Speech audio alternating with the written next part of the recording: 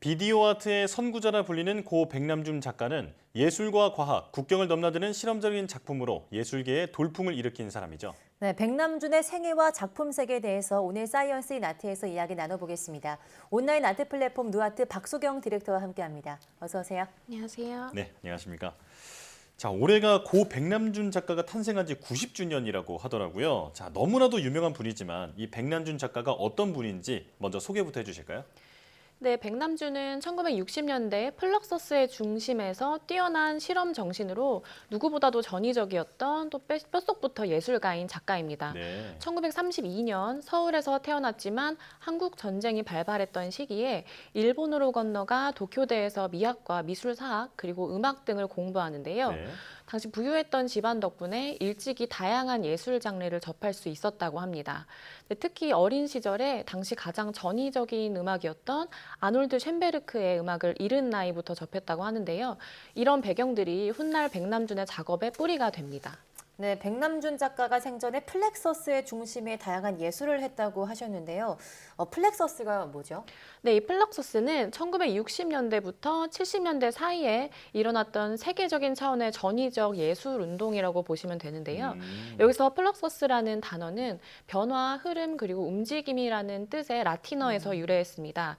이 백남준은 1961년에 예술적 둥지가 되는 이 플럭서스의 창시자 조지 마키오나스를 만나면서 창립 멤버가 됩니다.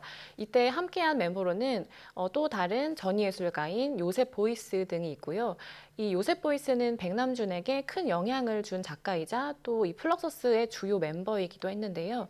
약 20여 년의 긴 시간 동안 교류하면서 함께 작업을 하기도 하고 서로 영감을 주는 그런 관계였습니다.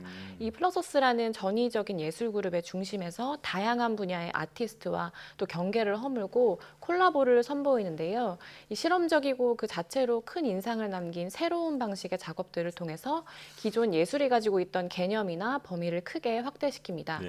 특히 TV 모니터를 활용한 작품을 통해서 비디오 아트의 선구자로서의 행보를 보이는데요. 백남준의 이런 시도들은 미술사에서 큰 획을 긋게 됩니다. 네. 말씀하신 대로 백남준 작가 하면 그 TV 모니터가 생각이 나는데 그 TV 브라운관을 탑처럼 쏘아 올린 그 비디오 아트가 있잖아요. 네, 자, 맞습니다. 이것도 좀 소개해 주시죠. 네, 많이들 알고 계시는 작품인데요. 이 다다익선이라는 작품인데 백남준 작가가 1988년에 개최됐던 88 올림픽을 기념해서 국립현대미술관 과천관에서 설치했던 작품입니다. 네. 이 백남준이 작업한 TV를 활용한 설치작 중에서 가장 거대하고 또 무거운 작품이기도 한데요. 18.5m의 높이만큼 TV를 쌓아 올렸고요. 위로 올라갈수록 지름이 작아지는 형식으로 만들어졌습니다. 여기에는 1000세대의 TV가 사용됐는데 모니터의 노후화로 여러 번 교체가 이루어졌고요. 이 작품은 무게만 16톤에 달할 정도로 거대한데요. 국립현대미술관 과천관의 건축 특성을 고려해서 제작됐고요. 이 1003개의 모니터에는 다양한 영상들이 송출됐는데요.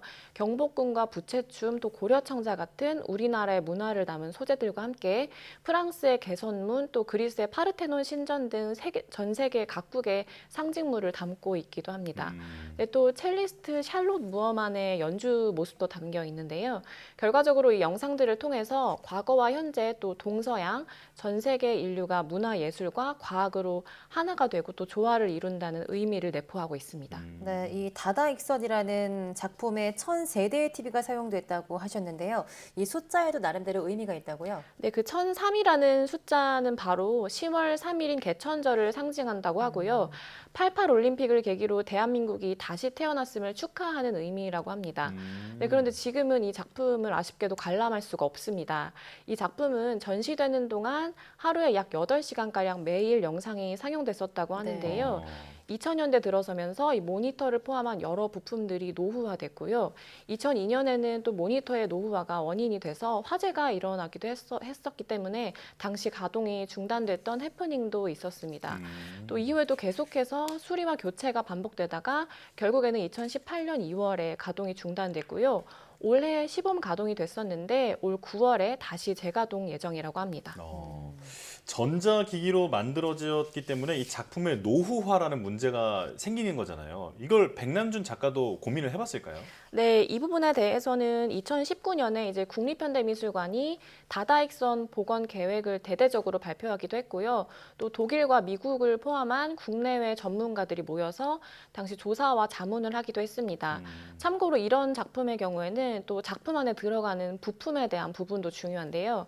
예를 들면 당시의 부품을 찾아서 사용할 것이냐, 아니면 지금 이 시대의 부품을 적용시킬 것이냐, 이런 것들이거든요. 예.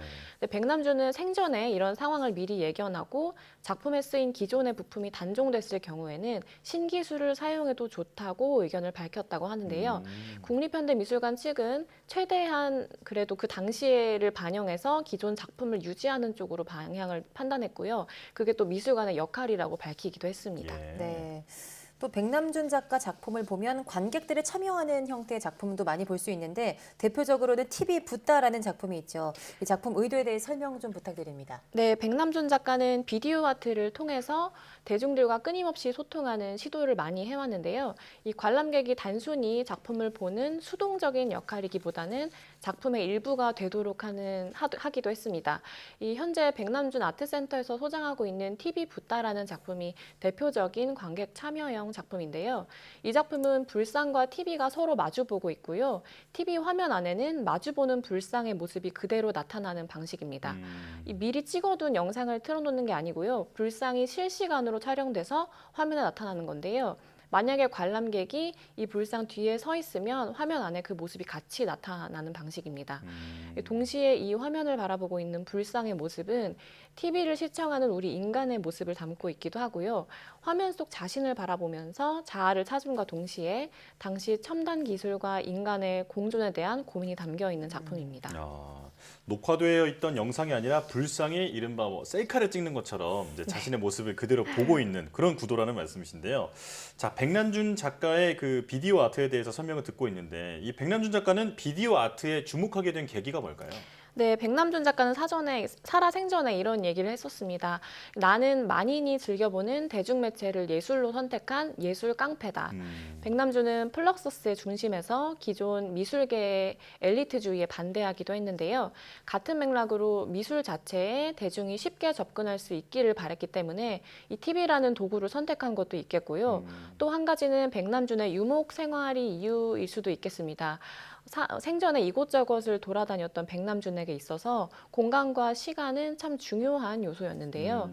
특히 하나의 시간대에 여러 공간에 존재할 수 있다는 특성, 또 여러 시간대가 한 대에 모일 수 있다는 점 때문에 당시 뉴미디어 또 새로운 기술이 그런 것이 특징이었는데요. 백남준은 자신의 작품을 시간 예술이라고 규정했습니다. 이 비디오 영상이라는 것 자체가 시간이 흘러감에 따라서 다르게 변화하는 이미지를 노출하는 미디어이기도 하면서 또 영상의 속도, 즉 시간을 마음대로 빨리 감고 또 멈출 수 있는 장치, 백남준은 이런 특징들에 주목했습니다. 네. 또 이 비디오뿐 아니라 다양한 매체를 활용했다고 하는데 작곡이나 음악에도 관심이 있었다고요? 네, 백남준 작가는 1960년대부터 본격적으로 비디오를 작업에 활용하기 시작했는데요. 초기 활동 작품들은 주로 음악을 메인으로 활용해서 악기를 부수거나 다른 아티스트와 협업하면서 퍼포먼스를 선보이는 식의 작업을 많이 했었습니다. 이 백남준은 1956년에 독일로 유학을 떠나서 현대 음악을 전공하게 되는데요. 그곳에서 전위 음악의 거장인 존 케이지를 만나면서 인생의 큰 전환점을 맞이합니다. 바로 이듬해에 독일 뒤셀도르프 소재의 한 갤러리에서 이 존 케이지에 대한 경의라는 작품을 초연을 하게 되고요. 이때 공연 중간에 바이올린을 부수는 퍼포먼스를 보여주거든요. 또 피아노포르테를 위한 습작이라는 작품에서 피아노 2대를 부수고 관람객의 넥타이와 셔츠를 자르는 퍼포먼스도 보여줍니다. 또 머리에 샴푸 거품을 내기도 하는 등 당시 좀 큰 충격을 안기면서 인지도를 계속해서 쌓게 됩니다. 그렇군요. 자, 이렇게 한국을 대표하는 작가 백남준 작가에 대해서 지금 자세히 설명을 듣고 있는데 마지막으로 대표작 몇 가지만 더 소개해 주시죠. 네, 많은 작품이 있겠지만 대표적으로는 먼저 달은 가장 오래된 TV라는 작품이 있습니다. 이 작품은 달을 시간의 흐름에 따른 12가지 형태로 나눠서 형상화했는데요. 이 작품에 대해서 에디트 데커라는 비평가는 이렇게 이야기했습니다. 현대의 삶은 태초의 시절의 기억을 거의 잃고 TV의 차가운 빛이 달빛을 대신하게 됐다. 저도 생각해보면 최근에는 실제로 하늘에 떠 있는 달을 본 기억보다는 좀 TV 속 드라마나 영화 같은 화면을 통해 본 기억이 더 많은 것 같기도 한데요. TV 속의 얇은 초승달부터 둥근 보름달까지 12개의 형상들을 담아서 백남준은 흘러가는 시간을 한데 모아서 지각할 수 있도록 합니다. 즉, 시간을 공간의 재조합해서 시각적으로 보여준 작품이라고 할 수 있습니다. 네. 뭐 백남준 작가는 브라운관을 캔버스 삼아 예술 세계를 펼친 그런 멋진 작가였던 것 같은데요. 오늘도 음악과 공간 그리고 뭐 시간과 영상의 흐름까지 한 작품에서 만나볼 수 있는 멋진 시간이었습니다. 네, 누아트 박수경 디렉터와 함께했습니다. 고맙습니다.